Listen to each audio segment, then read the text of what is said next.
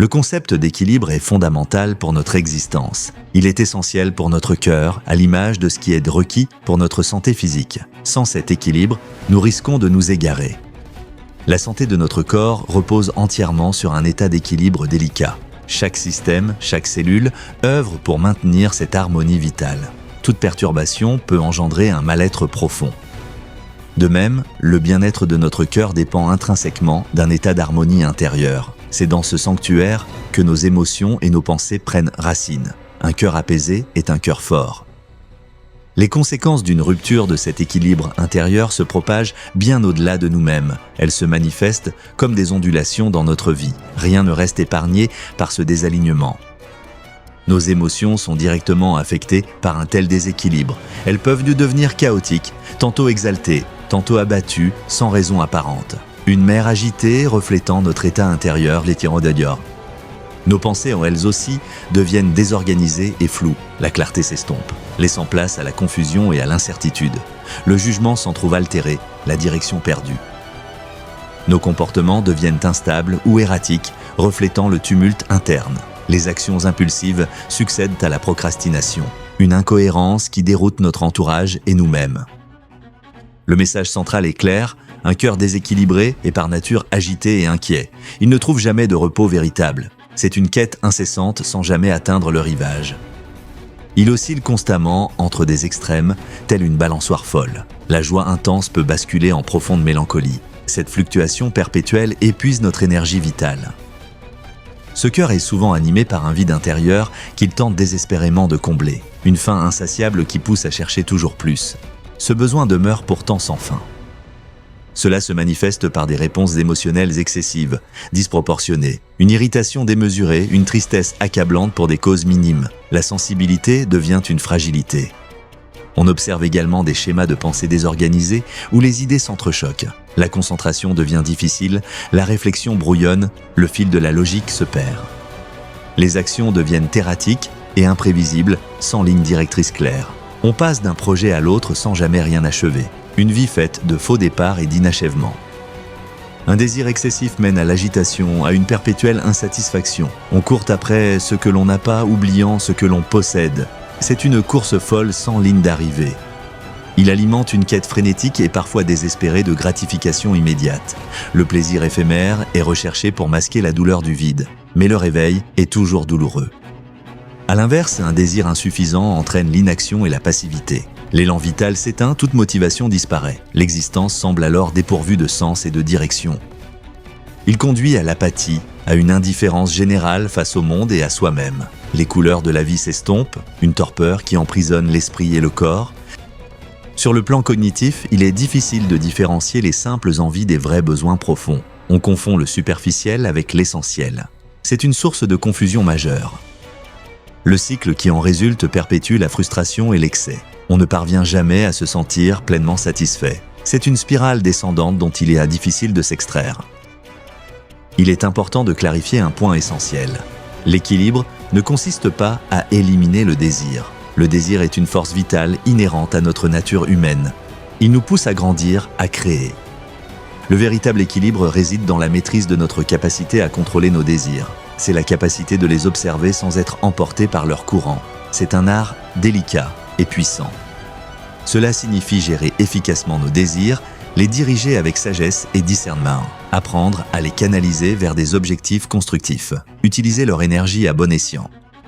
L'objectif n'est pas de les réprimer, mais d'empêcher qu'ils ne dominent notre vie, qu'ils ne deviennent pas des tyrans qui dictent nos choix, reprendre les rênes de notre propre existence. C'est reconnaître que certains désirs peuvent être des guides, tandis que d'autres sont des illusions. Distinguer ce qui nous nourrit de ce qui nous épuise.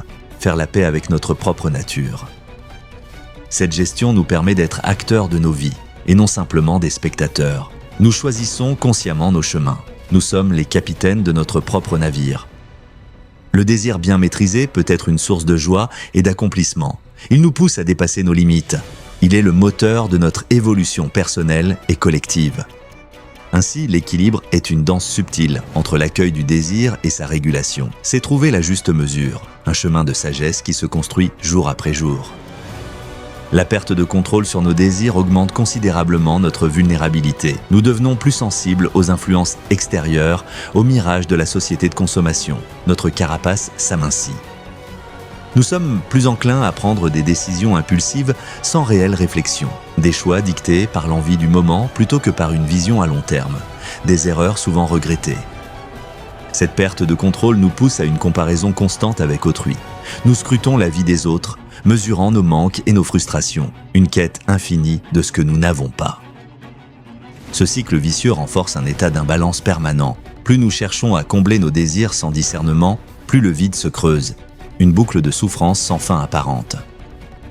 L'issue est une difficulté persistante à trouver une satisfaction durable et profonde. Le bonheur devient une ombre insaisissable. Nous sommes toujours en quête de quelque chose d'autre. Chaque nouvelle acquisition, chaque nouvelle expérience ne procure qu'un plaisir éphémère. L'excitation initiale s'estompe rapidement. Le sentiment de manque revient inexorablement.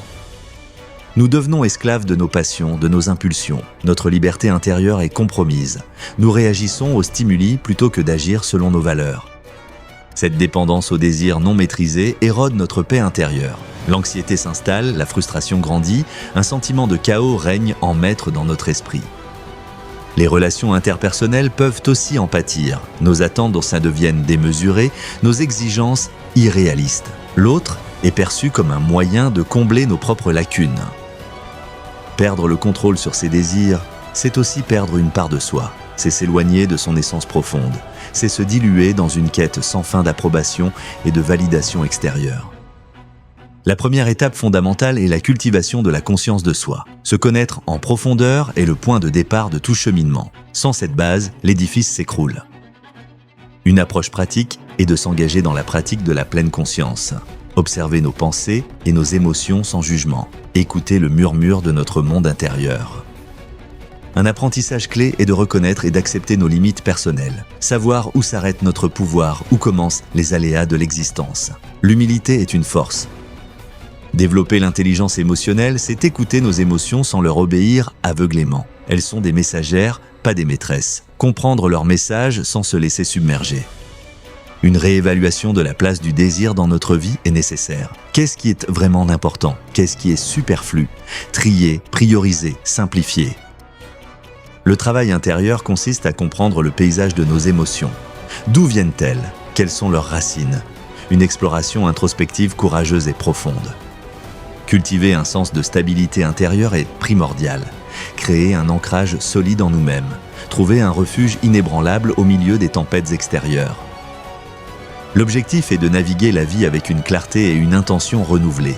Chaque pas devient plus conscient, plus délibéré. Nous sommes alignés avec notre vraie nature. Cela renforce notre résilience personnelle face aux défis. Nous devenons plus forts, plus aptes à rebondir. Les épreuves deviennent des occasions de grandir, non plus des obstacles insurmontables. Le but ultime est d'atteindre un cœur plus équilibré et plus épanoui. Un cœur en paix avec lui-même et avec le monde. Un cœur qui rayonne d'une sérénité profonde et durable. C'est un voyage, pas une destination finale. Un processus continu de découverte et d'ajustement. Chaque jour offre une nouvelle opportunité de retrouver cet équilibre précieux. La patience et la bienveillance envers soi-même sont des alliés indispensables. Ne pas se juger pour les faux pas mais apprendre de chacun d'eux. Chaque tentative est un pas en avant. En fin de compte, un cœur équilibré est un cœur libre. Libre des chaînes de l'impulsivité, des comparaisons incessantes et de la quête vaine de satisfaction extérieure. Libre d'être soi. Puissions-nous tous trouver ce chemin, cultiver cette harmonie. Que notre cœur retrouve son centre, sa paix, et qu'il devienne une source de lumière pour nous et pour le monde.